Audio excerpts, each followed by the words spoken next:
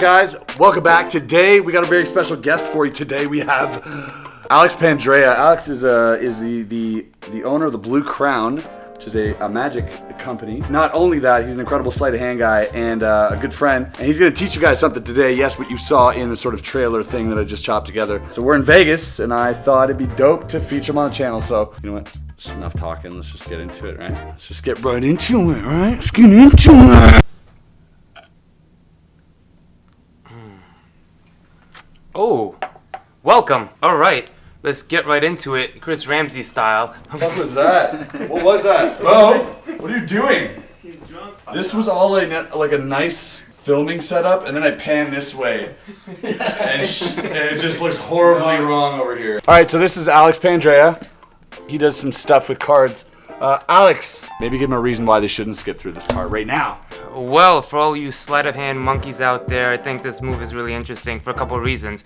I love sleight of hand, but I love to perform even more, I think. And this is one of the moves that transcends going from sleight of hand to being able to perform it. But I love this because you can actually learn sleights like this that are generally harder than you're used to, and that'll make your sleight of hand better, I think, because I do a section in my lecture called 5 Moves in 5 Minutes. Sleights that you'd never use, but why is it important to use it? Imagine in America, we have this really boring sport called baseball, yeah? And you have a bat, and you put a donut on the bat, and you see the guy, I was like, what the hell? And then I realized what he was doing. That you make the bat heavier, so then when you take it off, now the bat's lighter, you can swing and hit the ball or whatever you do, you know? So it goes the same way with sleight of hand. Go pick up a deck of cards and learn sleights that you would never do. Guys, by the way, I've not seen how this works. He showed it to me. I'm like, do you want to teach that? And he's like, yes, 100%. So I'm going to be learning this at the same time as he's teaching, and we'll see how my progress goes. That'd be interesting. Let's go. So for those of you that want to show off, I guess, a little bit, you don't need to spring. You could do like an elegant little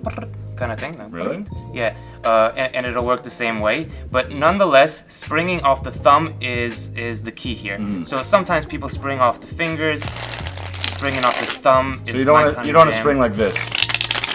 Yeah. That sound, by the way, is the worst sound in the world. This? I tend to spring like this off the corners so I don't get that sound like I'm farting, right? Right, exactly. This That's what I works didn't too. want to say. You nailed it. Okay. So the first move, right, as long as you know to spring the cards, and obviously it's just here coming off the thumb, and in a rhythm that Actually, mine comes smooth, off the right? corner. Yeah, I do it off the corner too, but for this, off the thumb. All right, so for this, you got to spring it from down here Yeah. instead of here. Yeah, So your and thumb then is down here. Pinky just catches it like that. It does one of these Yeah. things.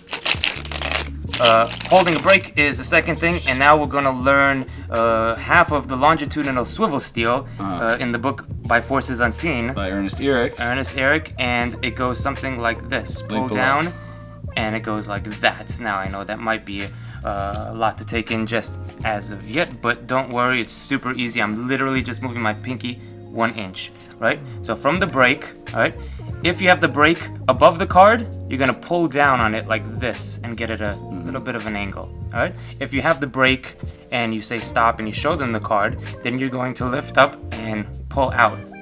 Yeah, Okay. which is probably the easier of the two, I would think, for a lot of Yeah, I mean, whatever turns you on at this point, right?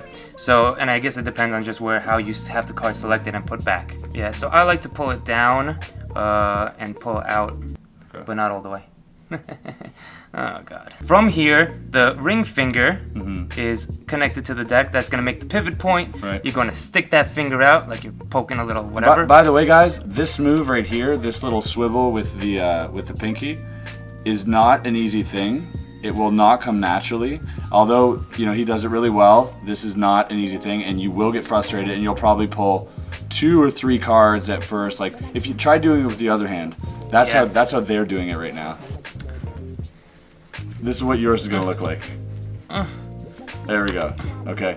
So don't be discouraged. Just keep practicing, and eventually you'll build up enough muscle memory to be able to do that. So That's great right there. Look it's at not that. bad, yeah. You have to think about it like this. If I start to pull this out, a lot of times the two halves will separate.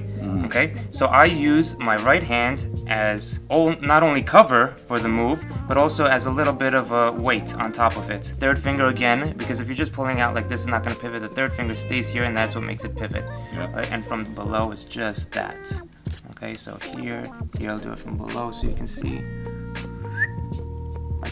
course, your hand is conveniently in the right place. Ooh, look at that. Look at that. And this is the position of where you're gonna really start the control. So the setup is about there, all right? Dribble, they place the card back, or you show the card, whatever. I dribble on top again with a nice little move. I like how you do that. I pick up at the break, and as I'm sort of squaring up, I pull. Step number 1, push out. Step number 2, hand is here. And now, angles are important on this. I want to tilt it up just enough so that kind of my my right middle fingernail points to the spectator's eyes. Like if I would do this, it's the spectator's right between their forehead. And you know you have the right angle. So you might have to tilt up just a bit like that. At this point, what's great about this is that it's gonna go from the middle to the top with just a squeeze of the thumb. Look, I'm just squeezing the thumb.